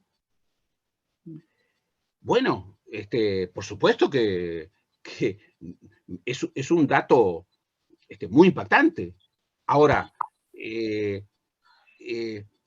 durante mucho tiempo, no sé, esos documentos siempre estuvieron. Sí. La verdad, yo me vi todo el archivo Herrera y tuve acceso a otros archivos. No hay nada que haga más feliz a un historiador en su trabajo que cuando está en un archivo. Bien, los archivos no hablan solos, pero si uno tiene preguntas, dan señales. El discurso sí. Es un diálogo, es un diálogo. Es un diálogo. El discurso de Herrera, haciendo la exaltación de Mussolini en 1938, en un viaje invitado por el rey italiano, en donde obtuvo la máxima condecoración, bueno, es impresionante. Cuando Terra termina su presidencia en 1938, bien, hace un viaje. ¿A dónde viaja? A Italia. Y allí, y tengo los documentos y las fotos, allí se lo ve con toda la delegación uruguaya, junto al conde Chano, que era el canciller de Mussolini, haciendo el saludo fascista. Bien, ¿qué voy a hacer? Y el historiador tiene que sacarlo a luz, tiene que decirlo, tiene que divulgarlo, porque si lo oculta, justamente está yendo en contra de los principios que marcan la tarea de investigador. No hay duda de eso. Por eso es fundamental ese diálogo con la documentación. Totalmente. Y en el caso, por más que nos impacte y todo lo demás, el caso Herrera es muy particular, y su adhesión al franquismo también, su familia incluso, su esposa, su hija, claro, relacionadas con el franquismo, ¿no? Y bueno, y es una realidad, sale a luz, y salen a luz documentos, me parecen importantísimos. Volvemos a yo, por ejemplo, les recomiendo muy especialmente, es uno de mis maestros, Carlos Ubillaga, Ubillaga. en los últimos años, Sí, ha sí. publicado 3 libros Tres libros. sustantivos sobre Sí, el franquismo y Uruguay. sí. Y en esos libros, bien, todo esto aparece. Realmente se desnuda todo esto de una manera impresionante. Es una cosa Con algunas alarmante. figuras más conocidas, Con más algunas recientes, figuras, más claro, actuales. claves. Claro, también. Mm. Claro, bien, no solamente Herrera, Sí, no, su otros esposa, más. Margarita Uriarte, y Sí, la hija también. la hija de ambos, bueno, revistaron en la Falange. ¿Cómo no? Bien, yo tengo la obligación de documentar esas cosas. Por ejemplo, está ampliamente documentado en el libro cómo el Partido Colorado, bien, hacía fraude electoral. Sí, está ahí documentación en donde se advertía cómo se compraban balotas y cómo luego, el día de la elección, bueno, con el manejo irregular de esas balotas, ganaba el Partido Colorado, bueno, en lugares en donde perdía. Por eso, es muy impresionante, y el libro lo narra, que en la primera elección que podríamos llamar libre de la historia del país, es decir, una elección en donde hubo voto secreto y algunas garantías electorales, por ejemplo, hubo sufragio universal masculino. Universal masculino. Bueno, el gobierno perdió. Perdió. Marchó el Vallí. El gobierno perdió. Y por eso, cuando uno tiene que narrar esa construcción por pacto que digamos, el vallismo y el Partido Nacional orientaron en la obra de la Comisión de los Ocho, hay 2 elementos que son claves.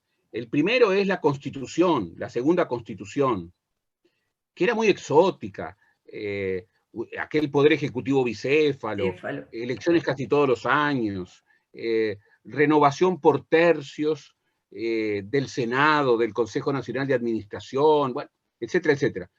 Y luego las leyes electorales de 1924 y de 1925, que son leyes fundamentales. En la década de los 20, antes de la incorporación del reconocimiento de los derechos políticos de la mujer, que recién van a ser en el año 32, en diciembre del 32, y que recién va a poder votar en elecciones nacionales. Ya hay experiencias de voto previo, pero en elecciones nacionales recién van a votar las mujeres en el Uruguay en 1938. Bien, en los años 20, aún con esas situaciones, sin voto obligatorio, y esto sorprende mucho a los investigadores extranjeros, votaba más del 80% de los habilitados. Yo quiero que ustedes se imaginen hoy, si no hubiera voto obligatorio, ¿qué porcentaje de uruguayos votaría? Realmente no hay que ser muy augur para decir que votaría bastante menos de lo que hoy se vota. Sí. Y se votaría bastante menos de lo que los uruguayos, sin la participación de las mujeres, votaron en la década de los 20. O sea, hubo una ebullición electoral y política que terminó de marcar eso que nos caracteriza hasta el día de hoy y que espero que nos caracterice siempre. Que nuestros conflictos fundamentales se dirimen en las urnas y que la primera definición que nos acomuna, que nos vincula, es que dirimimos nuestros conflictos en democracia y en forma no violenta. Cuando nos hemos separado de ese pacto, nos ha ido muy mal, muy mal. Por eso ese es un patrimonio que hay que cuidar como nada. Nada es más importante que eso. Bueno, realmente es conmovedor que se hayan quedado resistiéndome casi 2 horas. Yo digo, miren que ha sido realmente un placer para nosotros. Y hay libro para rato. No solo porque es gordito, sino por lo que decíamos recién de que es un libro en el que hay varias cosas más y varios libros más. Como digo siempre, ustedes me van a tener que aceptar que yo, sin ser escribana, voy a hacer el sorteo y voy a sacar un numerito acá porque alguien se va a llevar el libro. ¿Ah? Eso es lo lógico. Y entonces se lo va a llevar el número 44, que es Juanita Pereira, que creo que todavía está por ahí, porque si no está por ahí, lo sorteo nuevamente. A ver, Juanita. No me lo sortees porque estoy acá escuchando. Muy bien, muy bien. Felicitaciones al profesor, felicitaciones a Margarita. Aquí estoy, amores. Buenísimo. Gracias. Juanita, gracias a ti por estar ahí, por acompañarnos siempre. Gracias a ustedes. Bueno, ¿qué le podemos decir, profesor? Gracias. Muchísimas gracias porque ha sido un placer impresionante, ya doble o triple. Un placer y un aprendizaje. Hermoso, la necesidad realmente. de leer el libro. Bueno, el libro, algunas ya lo tenemos leído y le vamos a dar... Claro, las profesoras de historia es como siempre adelantada. Pero... Nosotros vayamos adelante primero. Adelante. Mi agradecimiento realmente al profesor Caetano y por compartir esta noche. Un agradecimiento al profesor Caetano, un agradecimiento a Banda Oriental que está cumpliendo los 60 años y que permite una creación como esta y como la otra que les dije que se viene la República Ballista, pero además porque Banda Oriental nos va a estar acompañando muy prontito en el ICE para conmemorar los 60 años de Banda Oriental.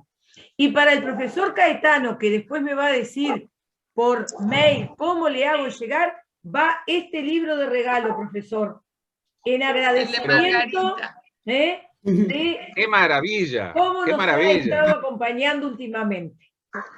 Bueno. José, apuntes para una historia de Margarita Patrón. Esto es una joyita que tenemos a nivel local, así que bueno. ¡Qué lujo! Lo queremos promocionar también.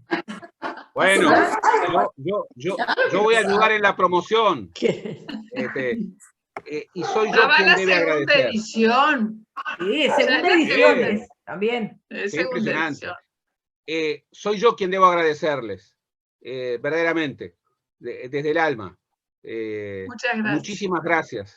Bueno, y queda pendiente una presencial cuando podamos salir de todo esto y organizar un poco más las cosas. Claro que sí. Claro que sí. Les mando un enorme abrazo. Igualmente, Gracias. Gerardo. Un abrazo y a todos. Gracias, Alice. Muchísimas gracias a ustedes porque sin ustedes el ICE no es nada. Es cierto. Chao. Chao. Chao.